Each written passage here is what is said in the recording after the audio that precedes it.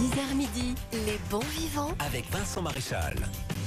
Sur Bel RTL. C'est donc une spéciale États-Unis d'Amérique jusque midi sur Bel RTL. N'hésitez pas à réagir. 33-23. Quels sont vos souvenirs des États-Unis? Est-ce que vous aimez la cuisine américaine ou est-ce que, au contraire, c'est vraiment une cuisine qui ne vous plaît pas? Pourquoi? Venez nous le dire. Il y a aussi le groupe Facebook des bons vivants. On va commencer avec notre invité Laurent Munster, je vous le disais. Alors c'est le patron de Mi-Orge, Mi-Houblon. C'est un magasin qui vend de la bière.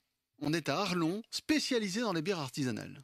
Oui, tout à fait Vincent. On ne vend uniquement que des bières artisanales, donc des bières de brasseurs indépendants. Alors, le magasin est ouvert depuis environ 16 ans. Toi, ça fait un an que tu l'as repris. Exactement, j'ai repris le magasin en janvier 2020. Quelle grande idée de reprendre un business en 2020. Donc, c'est pour ça que je fais des piges à la radio maintenant. Est-ce qu'on doit rappeler que tu étais dans le financier avant ou non? On peut, mais j'ai un peu honte. Ouais. Je suis un peu responsable de tout ça. Je me suis mordu les joues pour pas le dire. Bon, alors, spécialiste des bières artisanales, ça veut dire que forcément, évidemment, j'imagine qu'il y a une palette de bières belges qui est assez impressionnante, mais aujourd'hui, on va s'intéresser au rayon États-Unis de ton magasin. Tu as une connaissance particulière, toi, par rapport aux États-Unis. Tu y vas assez régulièrement. Juste avant cette fameuse pandémie, etc., tu y étais encore. Quel est, toi, ton rapport aux États-Unis par rapport à la bière ? Alors, mon rapport aux États-Unis au départ, ce n'est pas la bière, c'est plus le sport, le basket, etc. Quand j'étais plus jeune, qui m'a amené à vivre un petit peu aux États-Unis, en Californie, en 99, et depuis je suis retourné très très très souvent. Et puis effectivement, au niveau de la scène craft, des bières craft, c'est là que le mouvement a commencé aux États-Unis il y a plusieurs années. Il faut savoir que c'est en plein boom aux États-Unis, la bière craft. On est sur un marché qui représente maintenant 13%. Pour nos auditeurs, c'est quoi la bière craft? La bière craft, c'est la bière artisanale, donc la bière indépendante. Alors, craft ne veut pas dire microbrasserie, ne veut pas dire petit. C'est important. C'est bien de préciser. Surtout aux États-Unis, on peut avoir des brasseries craft, des brasseries indépendantes qui travaillent correctement, qui travaillent dans les règles de l'art, pas comme des industriels, je veux dire, mais qui produisent des centaines de milliers d'hectolitres. Mais on reste sur la bière craft dès lors qu'on est indépendant et qu'on travaille correctement. Il y a quelque chose qui est quand même très étonnant. J'ai l'impression que c'est en fait une espèce de mouvement mondial où on voit naître comme ça depuis quelques années plein de microbrasseries partout. Et les États-Unis sont aussi véritablement dans le mouvement avec plus de 13%. C'est ça que tu m'as annoncé par téléphone. Oui, plus de 13%. Le marché représente plus de 20 millions de dollars aux États-Unis sur la bière craft. Donc l'année dernière, la consommation de bière a diminué aux États-Unis. Donc, la consommation globale a diminué de 1,5%, pendant que la scène craft, elle, récupérait 3,5% de croissance. Ça veut dire que c'est un peu comme nous ici, on retourne vraiment aux produits de base et aux petits producteurs, quoi, en gros. Exactement. Même aux États-Unis. Exactement. On boit moins, mais on boit mieux. Pourquoi en fait ils découvrent seulement cet aspect-là de la bière ou quoi? Non, ils ne le découvrent pas. Je pense qu'il y a une vraie envie mondiale, effectivement, comme disait Julien, de se retourner vers des produits corrects, des produits de qualité. Il faut savoir qu'une bière, c'est 100% de céréales pour une bière craft. Une bière artisanale, une bière industrielle, c'est certaines fois seulement 40% d'orge. Et 60% de sucre fermenticible qui sont des sirops de maïs, des sirops de betterave et ce genre de choses. Donc voilà, il y a une vraie différence de qualité de produit et je pense que les gens se tournent de plus en plus vers quelque chose de qualité. Et puis aussi, la scène craft aux États-Unis s'accompagne souvent. Toutes les brasseries ont développé ce qu'on appelle des taprooms, donc des bars, restaurants où tu peux en profiter d'un verre directement. Tu peux boire un coup là-bas directement. Exactement. Et puis souvent, tu as la vision sur la brasserie. Tu peux visiter la brasserie, boire des coups, manger. Ouais, c'est comme un restaurant à la ferme, quoi. C'est un peu ça. C'est un peu le même principe. Parce qu'on n'a pas, en fait, si je peux me permettre, Vincent, on n'a pas en fait de restaurant dans les brasseries en Belgique. Enfin, ça se développe. Eric, ça se développe. Ça commence. Ça commence à se développer parce que à Jean-Blou. Misery vient de le faire maintenant. Misery à Arzé, Atrium à Marchand-Famenne a lancé également. Ah oui, c'est vrai, j'y suis allé.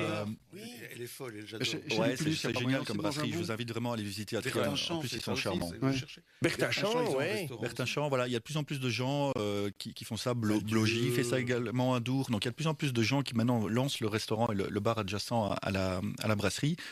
Des Carrières. La brasserie des Carrières pour la Diole, exactement. Tout à fait. Je retourne de l'autre côté de l'Atlantique aux États-Unis. C'est 8000 brasseries indépendantes? Ouais, on est sur plus de 8000 brasseries indépendantes maintenant. Il faut savoir que le marché a pris 500% en 10 ans. Donc on était environ à 1500 brasseries indépendantes en 2009. On est passé à plus de 8300 maintenant en 2019. Et pourquoi ça? Mais il y a le même problème, le même truc chez eux que chez nous. C'est-à-dire qu'il y a des amoureux de la bière qui veulent découvrir et qui se tournent vers ces brasseries artisanales. Et puis la masse boit quand même de la groge, des trucs qui sont juste bonnes à dégivrer les pare-brises. Ouais, exactement. Il y a toujours la même chose. Il y a les grandes marques industrielles type la Budweiser, etc., qui continuent à prendre les plus grosses parts de marché, bien entendu. Mais de plus en plus, les Américains vont goûter d'autres styles. Et ces brasseries industrielles, ne proposent pas des styles un peu rock'n'roll comme des wild ale, donc des spontanés ou des stouts épicés, ce genre de choses. On va rester sur des bières assez classiques, des lagers, des pils, etc., des bières de soif. Alors, ce qu'on va faire, c'est qu'on va revenir d'ici quelques instants parce que j'aimerais que tu nous racontes cette histoire de la New Belgium. Ok. La brasserie New Belgium, si vous n'avez jamais entendu parler, franchement, ça vaut le coup. Ça, c'est une première chose. Et puis, deuxièmement, on va aussi parler des bières belges qui sont ultra appréciées là-bas, du côté des États-Unis. Pourquoi, comment? Les bons vivants sur Bel RTL, et c'est une spéciale États-Unis jusque midi. Et puis, Laurent Muster de chez Mi-Orge, Mi-Houblon, c'est à Arlon, spécialiste de bières artisanales, est avec nous. On évoque forcément les bières américaines. Et il fallait absolument qu'on vous parle de cette brasserie New Belgium qui n'a en réalité rien à voir avec la Belgique. Alors, rien à voir, pas exactement. Il faut savoir qu'aux États-Unis, l'influence belge est très très présente dans les brasseries. Vous allez visiter les brasseries, ce n'est pas rare de voir des drapeaux belges au mur, derrière les bars, etc. Donc ils sont très fiers de cet héritage et ils se revendiquent vraiment de... T'emballes pas là. Ils se revendiquent vraiment pas toi. Très fort de cette culture belge. Et New Belgium, l'histoire de New Belgium. Donc New Belgium, c'est une brasserie américaine qui est maintenant la 4e plus grosse brasserie craft aux États-Unis. Donc on parle d'usine, d'une brasserie, c'est vraiment gigantesque. Et le nom vient de deux fondateurs qui ont fait, quand ils avaient 20 ans, un trip en vélo en Belgique. Et ils ont visité les différentes brasseries belges de l'époque en faisant le tour en vélo. Et quand ils sont rentrés, ils ont décidé d'appeler leur brasserie New Belgium. Et ils ont aussi une partie flamande, une partie wallonne, une partie bruxelloise. Il fallait qu'ils rentrent là-dedans. Et ça fonctionne pas tous ensemble. C'est le même foutoir que chez nous, sûrement, du coup. Non, mais on parle vraiment maintenant d'usines où il y a des centaines d'employés. On brasse des 300-400 000 hectolitres dans ces brasseries-là maintenant. C'est quand même intéressant de se dire que finalement, la Belgique, c'est devenu un label de qualité là-bas pour la bière. En tout cas, c'est vu comme ça. Pour la bière, certainement. On pourra peut-être en parler plus tard aussi dans l'émission. Mais les gaufres, les Belgian Waffles, c'est très, très, très connu là-bas. Oui. Ils savent pas ce que c'est, mais ils veulent des Belgian Waffles tous. Oui. Mais la bière, oui, effectivement, quand vous allez visiter une brasserie comme on l'a fait, je l'ai fait juste avant le confinement, on était en Caroline du Nord, dans une ville qui s'appelle Asheville, qui est la 2e plus grosse concentration de brasseries craft par habitant. On est sur une trentaine de brasseries pour une ville de 90 000 habitants. Donc, c'est énorme. Il y a le choix. Et effectivement, quand vous allez là-bas et que vous dites, voilà, je suis le gérant d'un magasin de bière craft en Belgique, ils sont super contents de vous recevoir. Vous êtes reçus comme un dieu, vous repartez plein d'échantillons, des t-shirts, des casquettes. Ils n'attendent qu'une chose. En fait, il va refaire sa garde-robe là-haut. C'est ça qu'il est bien habillé, ce mec. Mais laisse-nous des drapeaux belges, quoi. Et voilà. Mais alors, c'est vrai que, écoute, moi, j'ai fait un petit peu comme toi, c'est-à-dire que juste avant le confinement, j'étais du côté de New York. Alors, je sais pas s'il y en a qui sont fans de cette série How I Met Your Mother. Bien sûr, oui. Enfin, comment dire ici, faut savoir en réalité que la regarde en vélo. Oui, c'est ça. Oui, Ça, c'est moi qui crée les sous-titres. Il faut savoir que les créateurs de cette série, c'est 2 gars qui travaillent en réalité pour un late show qui est tourné dans un théâtre là-bas du côté de Broadway. Et en fait, ils ont l'habitude, en sortant de leur boulot, d'aller boire un coup dans un pub irlandais, en fait, qui s'appelle le McGee's.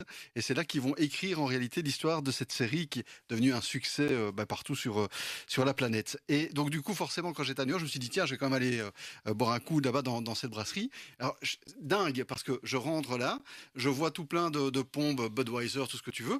Et alors, juste à côté, mais bien en évidence, tu vois de la Lef, de la Stella et de la Chimay. Sans citer de marque. Oui, non, mais écoute, il y en a 3. Ouais, non. Non, mais je veux dire, c'est. Ils ont mis de la chimée parce qu'il leur fallait une bière aussi. je m'y attends. Non, mais c'est. Alors, je trouve ça fou. Je trouve ça fou de se dire que là-bas, en fait, cette notion de belgitude est devenue, en fait, vraiment une notion de qualité. Il y a de la Hoegaarden aussi qui est apparemment qu'ils aiment beaucoup. Alors oui, mais on avait dit qu'on parlait de bière. Le typique, là, bim. Il faut savoir que le fondateur de Hoegaarden, Pierre Célis, quand sa brasserie a brûlé ici à Hoegaarden, avant qu'elle soit revendue au groupe AB InBev, est parti vivre en Californie, au Texas, pardon, et il a créé une nouvelle brasserie au Texas et il revend la Celis White, qui est la recette originale de la Hoegaarden blanche, et il a produit maintenant là-bas, il est installé au Texas avec le même succès qu'il avait ici, avec la recette originale qui est une recette, la vraie recette sans betterave. Mais est-ce que c'est pas aussi, si je peux me permettre, qu'on parle de bière et justement aux États-Unis tout ça, mais on est quand même un peu le porte-drapeau de la bière à la base, non? Si je peux me permettre. Donc du coup, au final, c'est une logique qu'on soit un peu. Les Allemands font beaucoup de bière aussi, quand même. Ouais, mais Si, quand même. Ouais. Qui sont les premiers producteurs de bière, Eric? En volume. Ouais. Il faut voir comment on fonctionne, parce que la Chine, par exemple, produit beaucoup, mais c'est en consommation interne et ce sont des brasseries genre. On parlait de la Blanche d'Hoegaarden, ils sont installés en Chine. Alors, est-ce que c'est de la bière belge ou est-ce que c'est de la bière chinoise, vu qu'elle est faite en Chine? Moi, j'ai pas la réponse. On a je sais qu'il y a le Brésil produit des volumes. On parle en volume.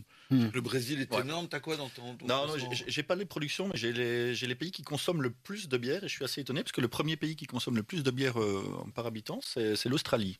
Donc mais non. Peut-être le fait d'être pas nombreux, ils sont fait sec. Voilà, ils sont perdus là-bas. Le kangourou, aime la bière. Mais les États-Unis sont le 5e pays le plus gros consommateur de bière au monde, donc fatalement le marché est énorme. Et à l'aube du février sans alcool, là, il faut savoir que la Belgique. C'est pas janvier sans alcool? Non, c'est en janvier, c'est en France. En Belgique, c'est février. Il y a moins de jours en février, c'est mieux en Belgique. Nous, on est malins. On est plus malins. Ils vont jusqu'au 31, nous, on fait 28, quoi. Mais la Belgique est à peine dans le top 10, dans les gros consommateurs de bière.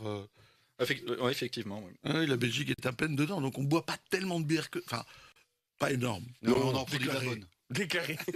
C'est ça. Merci beaucoup. Alors, à mi-orge et mi-houblon, Laurent Munster qui était avec nous. Merci Vincent.